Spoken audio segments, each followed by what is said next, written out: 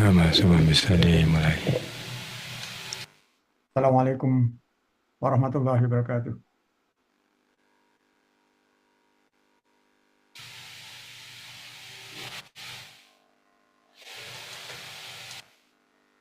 Bentar ya, nggak Sudah. muncul. Ya, ya. Alhamdulillahirrahmanirrahim. Assalatu wassalamu ala sayyidil mursalin, sayyidil awwalin wal akhirin, wa ala alihi wa ashabihi ajmain amma ba'du. Alhamdulillah, sahabat Kialait sekalian. Mudah-mudahan suara saya bisa terdengar dengan baik. Bagaimana? Halo, bagaimana? Mas Indra, Iya, enggak suara saya terdengar? terdengar, Pak. Oh ya. Pagi ini, sahabat Kialait sekalian, saya akan mengupas tentang nisab zakat. Seperti yang kita tahu, ini layar saya nggak bisa saya besarkan ya. Ada kenapa ya? Oh ini, oke. Oh ya. Eh, Seperti kita tahu bahwa zakat itu adalah salah satu rukun Islam. Kita semua paham itu.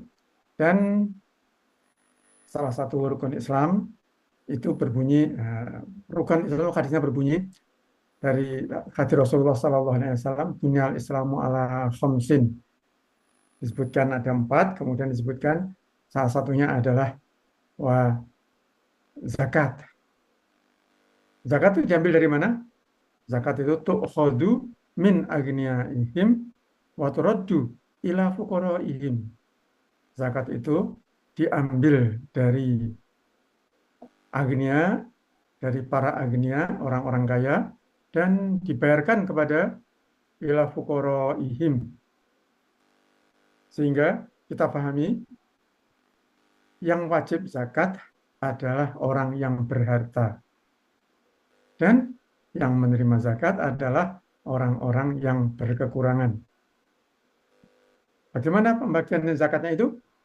Itu diterangkan di dalam Al-Quran. Allah mengatakan, Allah berfirman, A'udzubillahi minasyaitonirrajim, innamas shadaqatu lil fuqara'i wal masakin wal alimina 'alaiha wal mu'allafati qulubuhum wa fir riqabi wal gharimina wa fi sabilillahi wa ibnis sabil. Di dalam hadis disebutkan, tadi sudah saya baca, tu'khadhu min agniyaihim, diambil dari agniyaihim adalah agniya orang orang mukmin, orang muslim, wa turaddu ila fuqaraihim, dibayarkan kepada orang-orang fakir di antara orang-orang muslim juga. Tentunya di sini kita pahami bukan hanya fakir ya, karena dalam surah At-Taubah 60 tadi itu mengatakan ada delapan asnaf, ada 8 kelompok yang menerima zakat. Ada sinfun fuqara, masakin dan seterusnya. Itu ada 8. Dari situ kita baca sebuah hadis bahwa zakat itu hadis yang lain maksud saya dibayarkan dari orang kaya. Malahan hadis Rasulullah itu mengatakan khairus sadaqati andohri ginan atau andohri goniyin. Sebaik-baik zakat itu adalah sebagai sedekah, itu maksud kalimatnya, itu dari orang-orang punggung orang kaya. Jadi memang hanya orang kaya yang wajib berzakat. Namun jangan lupa Rasulullah SAW sudah mengajari kita untuk bersedekah tanpa mengurangi saving, tanpa mengurangi tabungan. Jadi kalau mempunyai makanan cukup untuk dua orang, maka Rasulullah mengatakan kafin li thalatha, cukup untuk 3 orang. Kalau mempunyai makanan untuk 3 orang, kafin lil arba'ah, makan 3 orang itu cukup untuk 4 orang. Itu adalah cara cara sedekah, cara bersedekah harta tanpa mengurangi saving. Lebih eksplisit juga ada. Rasulullah Shallallahu Alaihi Wasallam bersabda, "Idza tobbahta marokatan fa'akthir ma'aha wa ta'ahad ila jironika." Kalau membuat gulai, membuat sayuran, fa'akthir ma'aha, perbanyaklah airnya. Tentu memperbanyak kuahnya, ini maksudnya adalah supaya tetap optimum ya, jangan sampai rasanya menjadi tidak keruan. Karena itu Rasulullah berikutnya, kenapa kok diperbanyak airnya? Ta'ahad ila jironika, bagilah ke tetangga-tetanggamu. Itu adalah cara untuk bersedekah tanpa mengurangi saving, tanpa mengurangi tabungan. Sahabat kalian sekalian, baru-baru ini kita membaca ada keputusan dari Basnas bahwa nisab zakat itu diturunkan bahwa 85 gram emas itu maksudnya adalah untuk karat yang 14 karat. Jadi lebih dari separuh tentunya. Kalau emas itu 24 karat, maka kalau 14 karat itu masih lebih dari 12 karat. 12 karat kan separuhnya nilainya. Nah, yang jadi pertanyaan di sini adalah di dalam edaran surat Basnas, di situ saya yakin mesti maksudnya itu tidak seperti tertulis itu, tapi tertulis di situ adalah kalau orang punya penghasilan satu per bulan sekian, per bulan itu kalau nggak salah 8 juta, artinya 8 juta kali 8 kali 12 itu artinya berapa? 96 ya, kira-kira itu. 96 juta per tahun. Dan biasanya kalau pegawai negeri atau pegawai swasta, itu kan ada hadiah hari raya, kemudian ada TPP, tunjangan pendidikan, dan ada yang lain-lain. Ada yang sampai 14 kali, ada yang sampai 16 kali. Jadi mestinya ya 96 lebih lah, di atas 100 juta. Nah, di situ mengatakan bahwa kalau penghasilannya itu sudah mencapai sekitar 85 gram emas yang 14 karat, maka dia wajib mengeluarkan zakat penghasilan. Yang perlu kita lihat, secara logika saja, saya coba hitung-hitung. Kalau orang bekerja dengan penghasilan seperti itu, kira-kira bagaimana itu statusnya? Coba saya hitung-hitung dari uh, hitung-hitungan ini, hitung-hitungan kasar, itu kalau satu keluarga itu misalnya kalau satu keluarga dengan anak 3 ya, berarti satu keluarga itu untuk memenuhi kebutuhan 5 orang. 5 orang, apakah 8 juta itu cukup atau tidak? Nah, mestinya bisa cukup. Tapi apakah kalau cukup itu termasuk yang wajib zakat atau tidak? Coba kita lihat kalau perhitungan saya ya. Ini dari 8 juta itu kalau dihitung misalnya keluarganya 3 orang yang sekolah, jadi anaknya 3 orang yang sekolah, jadi ayah ibu di rumah tidak bekerja karena yang wajib zakat kan ya hasil hasil bapaknya. Kalau ibunya itu kalau punya harta, punya pekerjaan kan itu harta dia sendiri. Nanti dia wajib zakat ya sejumlah dia punya uang. Tapi yang jelas eh, seorang bapak itu wajib menghidupi kebutuhan keluarganya sehingga penghasilan bapak dibagi untuk keperluan penghidupan anggota keluarga mulai dari dia sendiri, istri dan anak-anaknya. Nah, kalau anak-anaknya sekolah misalnya setiap hari dia memerlukan biaya untuk transportasi dan untuk mungkin untuk minum untuk apa itu perlu masing-masing orang itu 20.000 misalnya. Jadi kalau 3 orang itu 60.000. Kalau 60.000 kali 3 kali berapa? Mungkin kali 15 ya.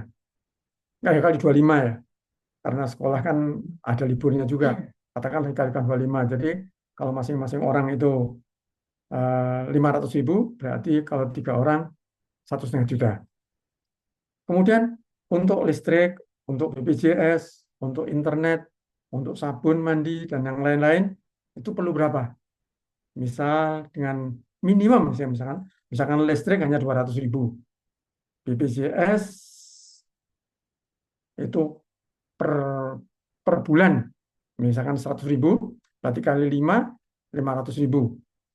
Kemudian internet, kebutuhan sabun, dan cuci, itu mungkin sekitar 200.000, internet 300.000, berarti kira-kira untuk kebutuhan itu ada 1,5 juta. Berarti untuk sekolah, pergi sekolah, dan untuk kebutuhan yang tadi itu ada 3 juta. Untuk makan berapa? Untuk makan misalnya dengan kebutuhan yang minimum. Minimumnya masih cukup mewah juga. Saya hitung misalkan per orang 1 telur aja kalau makan. Per orang, berarti setiap hari dia setiap pagi, siang, sore, siang, malam juga itu perlu 5 butir telur kali 3, berarti 15. Berarti mudahnya setiap hari perlu 1 kilo telur. Makan kan 33 kali dan sebulan. Makan terus. Tidak mungkin tidak mungkin kurang dari itu. Jadi karena kira-kira perlu, kalau 1 kilonya itu 30.000 kali 30, itu berarti sudah ada 900.000. Beras, minyak, dan yang lain-lain. Jadi itu saya hitung untuk 5 anggota keluarga itu kira-kira 5 juta. Kira-kira. Jadi masih ada sisa 3 juta. Kalau 8 juta. Nah, 8 juta itu untuk kebutuhan yang lain-lain. Nah, berapa jadinya? Apakah orang yang masih ada sisa 3 juta itu wajib zakat atau tidak? Kalau kita baca dari hadis, itu kan zakat itu dibayarkan setahun sekali. Setahun sekali, kalau penghasilannya itu bisa nabung, misalnya 3 juta, jadi tidak tanpa biaya apa-apa ya. 3 juta kali 12, berarti berapa? 36 juta. Nah, namun Banas ini mengeluarkan keputusannya itu menurut pendapat saya mesti ada tambahan, ada addendumnya. Tapi di keputusan itu di SK yang sudah dikeluarkan itu tanpa ada addendum. Karena di dalam keputusan MUI itu udah berapa tahun yang lalu, kira-kira tahun 2018 itu berbunyi bahwa penghasilan yang dikenakan pajak, dikenakan zakat itu merupakan, kalimatnya begini. Ini di halaman 88 buku ini. Kelihatan nggak ini? Oh, nggak kelihatan. Ya ini. Kelihatan. Himpunan Fatwa Zakat halaman 88 tahun 2024. Itu mengatakan begini. Penghasilan bersih sebagai yang mana yang dimaksud setelah dikeluarkan kebutuhan pokok. Jadi bukan penghasilan bersih itu yang harus dizakati. Nah, di sini mungkin Basnas lupa atau adendumnya belum dikeluarkan. Jadi kalau kita hitung seperti ini, ternyata penghasilan untuk orang yang mendapatkan gaji 8 juta per bulan, itu ternyata kalau asumsinya ada yang ditabung ada 3 juta, maka 3 juta kali 12 itu baru terkumpul dalam satu tahun, itu terkumpul senilai 36 juta. Nah, Rasulullah SAW mengatakan bahwa zakat itu tukhadhu mabni ya, diambil dari min agniyain, dari orang-orang kaya di antara orang-orang muslim, wa turaddu, ila fuqaraihim, dibayarkan zakat itu kepada orang fuqara. Fuqara ini termasuk juga yang termasuk di dalam 8 asnaf di dalam surah At-Taubah 60. Sehingga orang yang hanya mendapatkan penghasilan 8 juta per bulan, ini rasanya tidak bisa disebut dia wajib membayar zakat. Mungkin perlu ada koreksi di situ atas keputusan Basnas. Mungkin Basnas memang sudah ketika melakukan itu sudah melakukan kajian, tapi kajiannya kan masih mungkin ada adendum yang belum diterbitkan. Nah, kita berbicara sekarang tentang nisab zakat. Nisab zakat kalau uang itu berapa? Mungkin ada yang bertanya, apakah penghasilan itu mendapatkan harus dibayar zakatnya atau tidak? Oh iya, kalau penghasilan itu ada lebihnya, itu termasuk dengan zakat mal. Zakat mal. Zakat mal itu harta yang sudah terkumpul 1 tahun, itu nanti dizakati di tahun itu. Memang kalimatnya ini banyak orang yang melihatnya yang berbeda-beda. Kalau kita lihat An-Dhuhri Kolbin, apa dari hadis yang terbaca, itu sepertinya bahwa penghasilan itu dikumpulkan setahun dulu, baru nanti dibayarkan tahun itu. Padahal tidak maksudnya. Yang maksudnya setahun itu adalah seseorang yang mencapai nisab pertama kali. Itu mencapai nisab hartanya, tabungannya, maka setahun berikutnya dia baru wajib membayarkan zakat dari harta yang terkumpul ketika jatuh haul itu.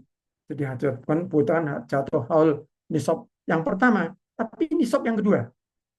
Sehingga bila ketika tahun pertama mencapai nisab, itu hartanya X, maka setahun berikutnya mungkin harta yang terkumpul itu X plus, misalnya 2X. Jadi dia harus mengeluarkan zakat 2,5% dari 2X itu, bukan yang pertama. Namun kalau ternyata ketika jatuh haulnya itu, kan haul itu wajib ya, haul mahala alaihil haul, setelah jatuh haul itu, maka kalau hartanya di bawah nisab, ya tentunya tidak wajib bayar zakat. Tapi kalau masih mencapai nisab atau melebihi nisab, dia wajib membayar zakat. Nah, permasalahannya adalah ekivalensi nisab untuk harta kekayaan itu apa? Kalau pertanian jelas, pertimbangannya ya, itu kira-kira 6 kuintal lebih sedikit. Ada yang mengatakan 6 kuintal kurang. Ada yang mengatakan 6,5 kuintal. Itu kalau pertanian kan Allah Subhanahu wa taala sudah berfirman, wa atu haqqahu yauma hasadi. Bayarlah zakatnya yauma hasadi, pada hari panennya. Jadi pada hari panen itu di samping panen kemudian membayar zakatnya. Tapi ini juga para ulama berbeda-beda karena ada yang mengatakan bahwa ada hadisnya mengatakan bahwa kalau kurma itu yang dizakati ketika sudah menjadi zabib, sudah menjadi kismis. Jadi kismis tentunya ada proses penjemur segala macam ya. Berarti tidak hari pas panen. Tapi Al-Quran mengatakan wa atu haqqahu yauma hasadi. Tapi kalau harta yang bukan pertanian itu adalah dibayarkan setiap haul. Setiap haul dibayarkan terhadap harta yang terkumpul yang dia punya itu. Tentunya terkumpul itu artinya bukan catatan berapa yang masuk, tapi berapa yang tersisa pada hari haul itu. Nah, nisabnya bagaimana? Apakah nisabnya sih jelas? Dalam hadis disebutkan isyruna miskal, 20 miskal. Dalam hadis yang lain disebutkan isyruna dinar, 20 dinar. Kalau dirham itu disebutkan, kalau perak itu disebutkan fiddah ya, perak itu disebutkan khamsu auqiyah. Maka Rasulullah mengatakan khamsu auqiyah itu 5 auqiyah. 5 auqiyah itu berapa? 5 uqiyah itu setara dengan 2 mi'ata dirhamin. 200 dirham. Nah, 200 dirham itu berapa sih? Kalau kita hitung sekarang, kalau kita ngeceknya jangan produksi Antam ya, karena produksi Antam itu bukan harga sebenarnya, harga perak. Kalau harga perak yang kalau kita cek di internet, harga-harga perak itu berapa? Pernak yang murni itu 1 gram 14.000. Berarti kalau senilai senilai 200 dirham itu kira-kira angkanya kecil sekali. Angkanya kecil sekali, kalau nggak salah sekitar belasan belasan juta rupiah. Nah, kalau belasan juta rupiah itu kan dibanding dengan emas yang sekarang terus membumbung, itu nggak ada sebandingnya. Tidak bisa dibandingkan karena uh, puluhan kali lebih lebih murah uh, di harga perak itu. Yang paling tepat, ini tentunya para ulama juga mengatakan, yang bisa disebut kaya adalah orang yang mempunyai emas. Jadi ekivalensinya dengan emas. Nah, emasnya ini berapa berapa karat yang mau dihitung? Para ulama itu ada yang mengatakan dahab khalis, emas murni. Jadi kalau mengatakan bahwa isruna dinar, 20 dinar, dinar itu kan sudah diproduksi dalam bentuk benda mata uang dinar. Jadi mata uang dinar itu bukan emas murni. Kalau emas murni itu selalu perhitungannya adalah bukan 24 karat, tapi ada campuran logam yang lain supaya kuat. Sehingga dinar itu menyatakan 4/4 gram itu untuk kualitas emas 21 karat atau 22 karat. Katakan kita berpegang kepada 21 karat atau 22 karat. Jadi tinggal harganya dicek. Nah, itu yang paling wajar. Mungkin ada pendapat lain.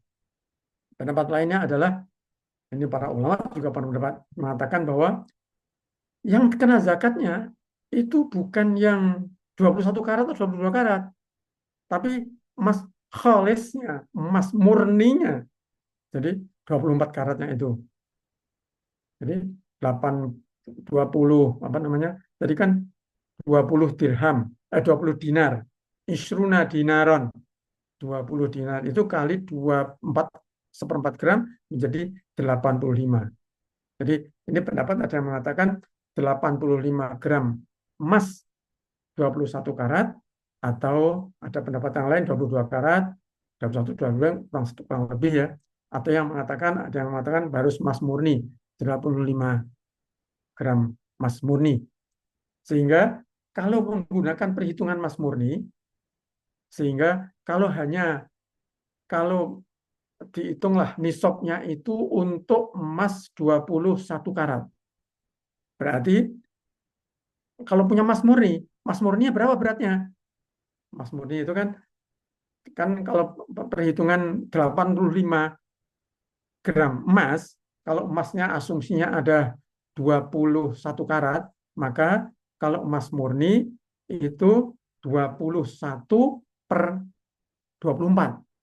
Jadi kira-kira nilainya kira-kira 74 gram emas murni.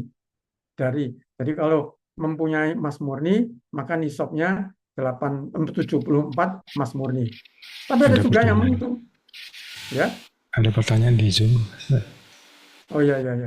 Jadi perhitungannya ke emas murninya. Coba saya ada pertanyaan begini, saya baca aja ya, dari Mas Sandi Kustejo. Assalamualaikum. Waalaikumsalam. Mau bertanya, bagaimana perekonomian di zaman Nabi? Apa sekarang Indonesia sudah menerapkan seperti syariahnya? Kalau di Indonesia misalnya sudah diterapkan syariah di dalam perekonomiannya, kenapa korupsi tumbuh subur di negeri ini? Oke, mungkin nanti kita jawab belakangan ya. Kita berbicara tentang zakat dulu. Jadi tadi zakatnya adalah nisab zakatnya itu untuk emas bisa 21 karat, bisa 85 karat.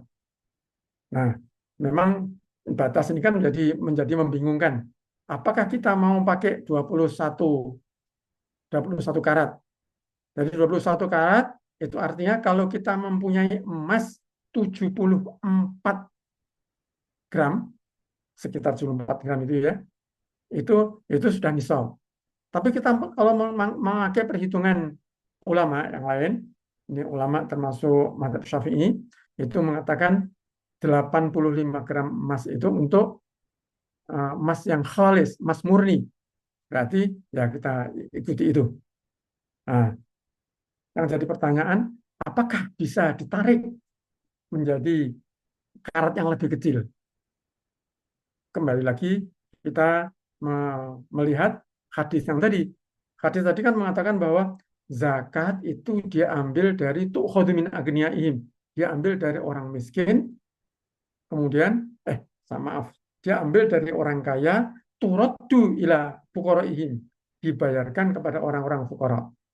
Nah, jadi pertanyaan adalah apakah orang yang mempunyai 85 gram emas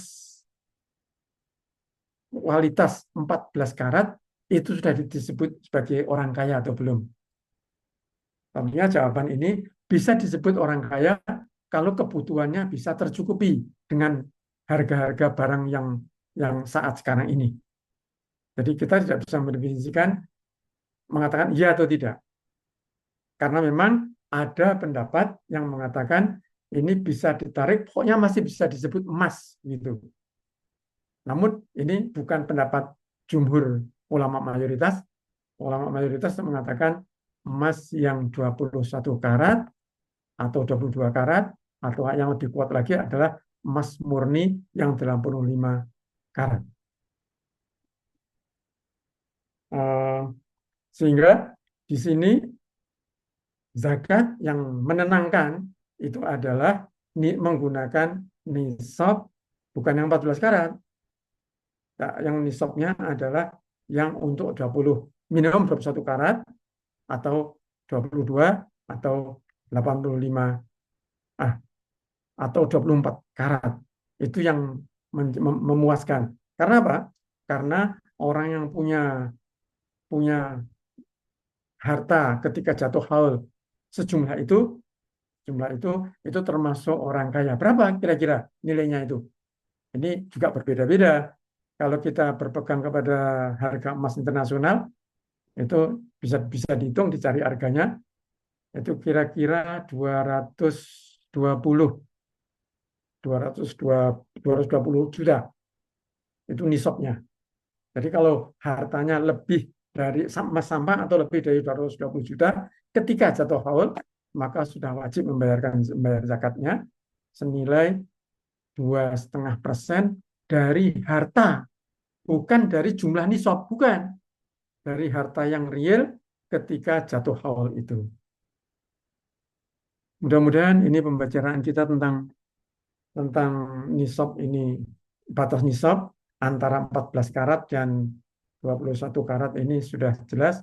Tapi yang perlu dia ada adendum dari keputusan Basnas itu adalah penghasilan kurang dari 80 juta kok diwajibkan membayar zakat penghasilan.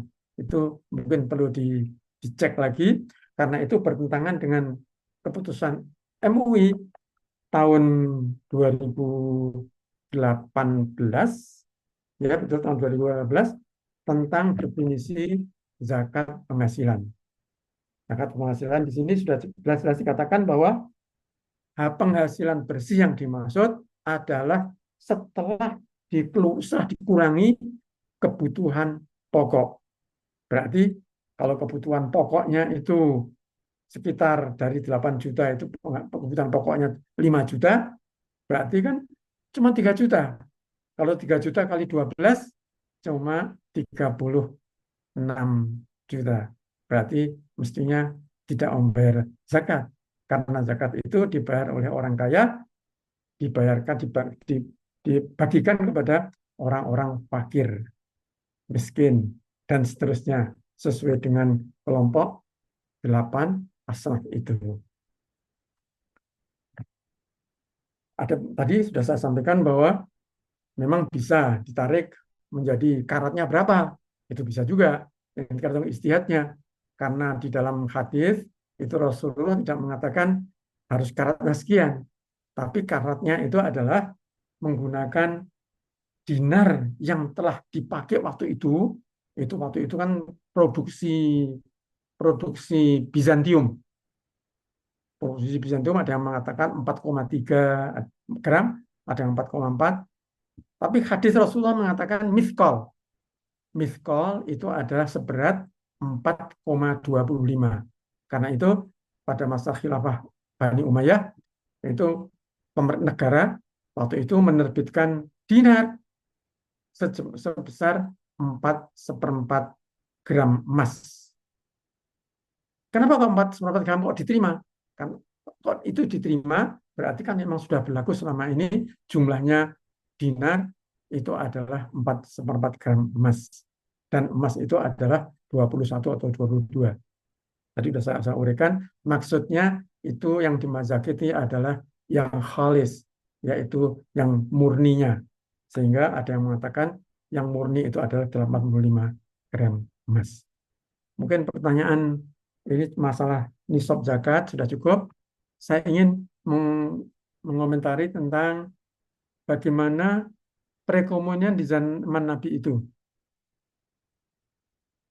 Ini karena muamalah ya. Muamalah itu kuncinya adalah muamalah itu boleh asal tidak dilarang. Jadi muamalah itu boleh asal tidak dilarang. Kalau ada yang dilarang, maka itu tidak boleh. Sehingga yang dilarang itu apa? Yang dilarang itu kan riba, horor, tidak jelas, itu dilarang. Jadi asal kegiatan perekonomi kita itu tidak mengandung hal-hal yang horor, riba, atau yang haram, itu nggak apa-apa. Berarti sekarang apakah ada ekonomi seperti itu? Ada. Itu tugas kita untuk jangan melakukan yang dilarang. Berbeda dengan hal ibadah.